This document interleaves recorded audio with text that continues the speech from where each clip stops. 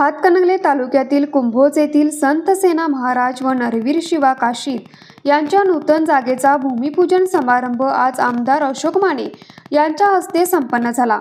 यावेळी नरवीर शिवा काशीद व संत सेना महाराज यांच्या सांस्कृतिक सभागृहासाठी आपण मोठ्या प्रमाणात निधी देणार असून येणाऱ्या मार्च महिन्यापूर्वी सदर कामाला सुरुवात होईल असे आश्वासन आमदार अशोक माने यांनी दिले।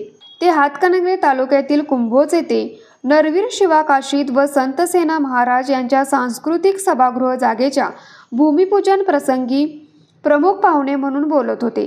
कार्यक्रमाच्या अध्यक्षस्थानी वारणा दूध संघाचे संचालक अरुण पाटील हे होते।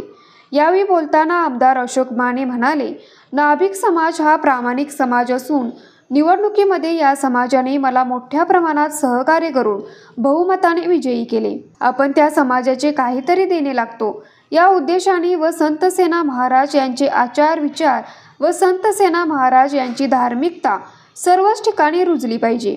यासाठी त्यांच्या सांस्कृतिक सभागृहासाठी आपण मोठ्या प्रमाणात येणाऱ्या मार्च महिन्यापूर्वी निधी उपलब्ध करून देऊ व सदर कामाला सुरुवात करू असे आश्वासन दिले।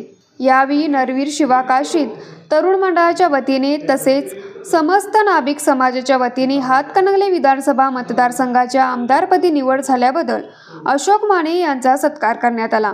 यावेळी जिल्हा परिषदेचे शिक्षण सभापती प्रवीण यादव, वारणा दूध संघाचे संचालक अरुण पाटील, नाभिक समाजाचे तालुका अध्यक्ष बाबासाहेब शिंगे, माजी उपसरपंच अनिकेत चौगुले, महाविकास आघाडीचे गट नेते किरण माळी तसेच नाभिक समाजाचे कार्यकर्ते मोठ्या संख्येने उपस्थित होते। यावेळी कोल्हापूर वेलफेअर असोसिएशनचा आदर्श पत्रकारिता पुरस्कार पत्रकार शकील सुतार तसेच सचिन भानुसे यांना व हातकणंगले तालुका महाराष्ट्र पत्रकार संघाचे उपाध्यक्षपदी राहुल रत्नपारखे यांची निवड झाल्याबद्दल त्यांचा सत्कार आमदार अशोक माने, वारणा दूध संघाचे संचालक अरुण पाटील, जिल्हा परिषदेचे माजी शिक्षण सभापती प्रवीण यादव, शिंदे गटाचे शहर प्रमुख निवास माने तसेच नाभिक समाजाच्या वतीने करण्यात आला। न्यूज मराठी 24 साठी विनोद शिंगे, कुंभोज।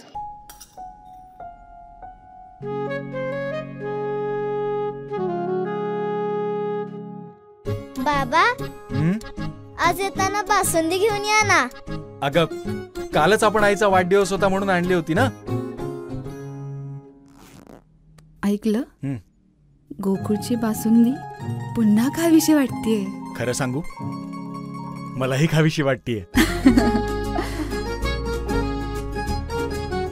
पुन्हा पुन्हा खावीशी वाटणारी गोकुळ बासुंदी।